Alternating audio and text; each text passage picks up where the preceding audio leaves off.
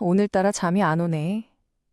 이럴 때 많은 분들이 멜라토닌 한 번쯤 떠올려 보셨을 거예요. 그쵸? 약국 가면 쉽게 살 수 있고, 안전한 수면 보조제다. 이 정도가 우리가 아는 멜라토닌의 거의 전부일 텐데요. 그런데 만약에요, 이 작은 알약 하나가 사실은 인류의 생존과 진화에 대한 엄청난 비밀을 품고 있다면 어떠실 것 같으세요? 그래서 오늘 바로 이 질문으로 한번 시작해 볼까 합니다.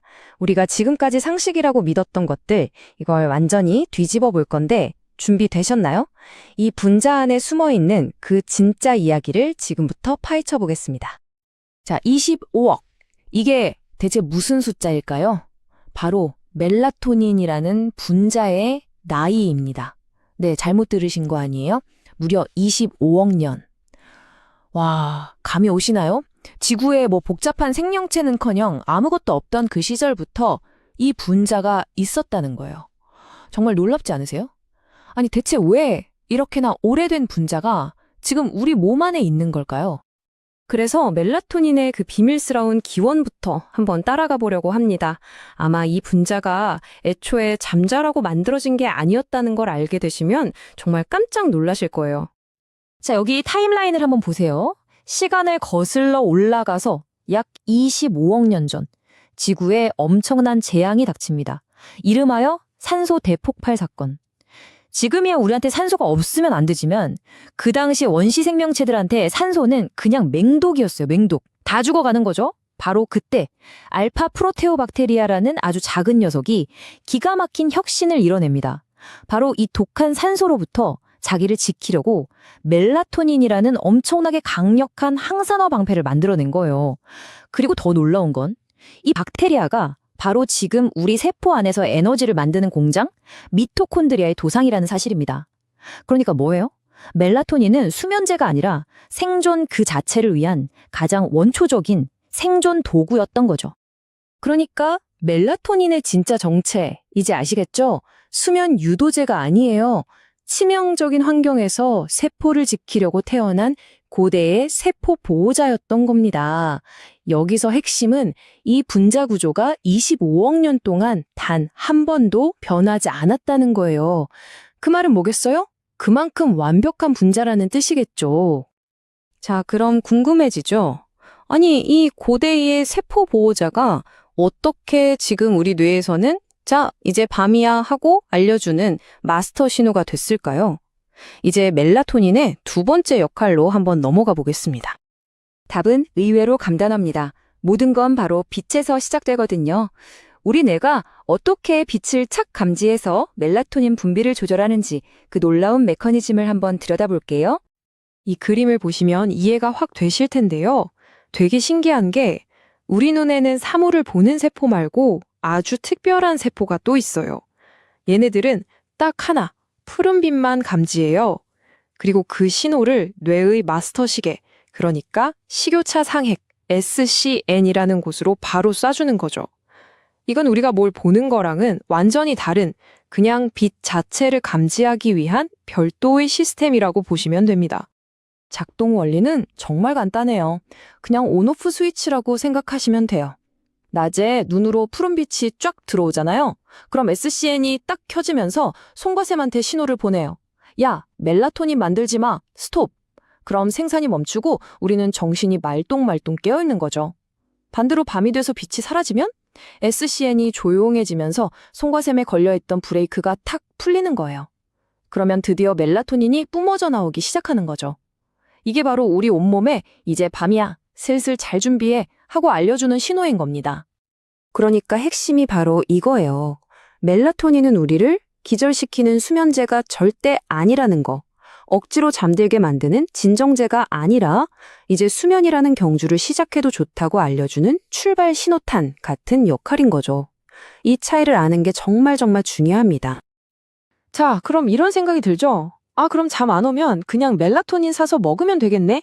과연 그럴까요? 많이 먹으면 다 해결될까요?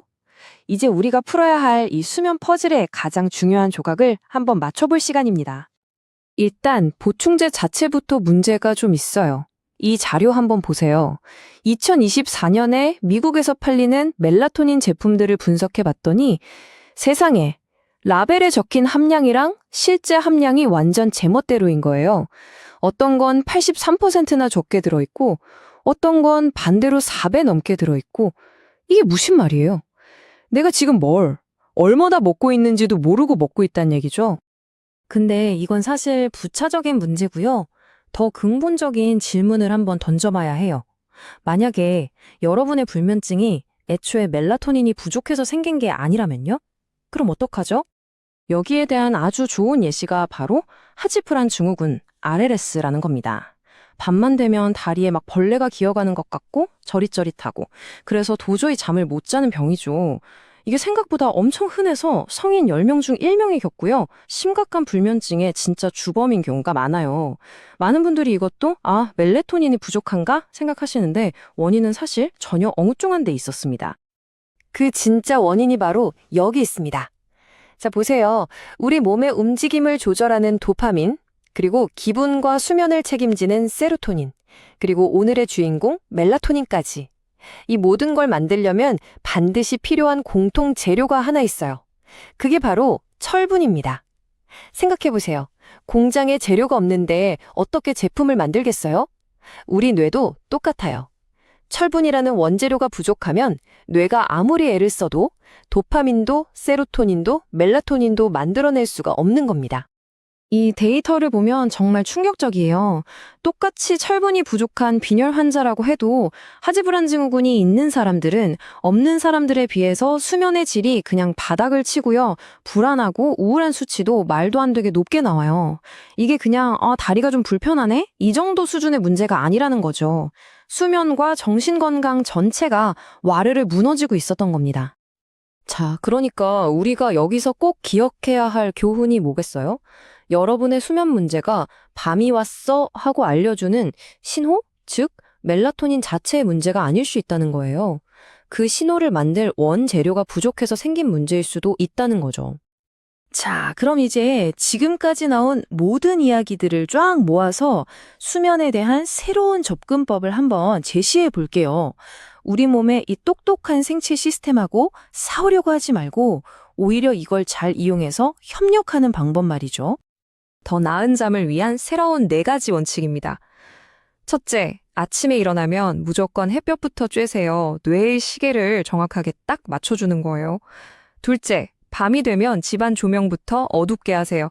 뇌한테 이제 낮 아니야 하고 알려주는 거죠. 셋째, 잠 안 온다고 무작정 약부터 찾지 마시고 혹시 철분 같은 영양소가 부족한 건 아닌지 먼저 들여다보세요. 그리고 마지막으로 가장 중요한데요. 멜라토닌을 나를 기절시키는 약이 아니라 내 몸이 자연스럽게 밤 신호를 만들도록 도와주는 조력자로 생각하는 겁니다. 그래서 마지막으로 여러분께 이 질문을 꼭 드리고 싶습니다. 여러분은 지금 수십억 년 동안 우리 몸에 새겨진 이 고대의 리듬과 함께 춤을 추고 계신가요? 아니면 혹시 자신도 모르게 그 리듬에 맞서 싸우고 계신 건 아닐까요? 이제는 한번 진지하게 생각해 볼 때가 된 것 같습니다.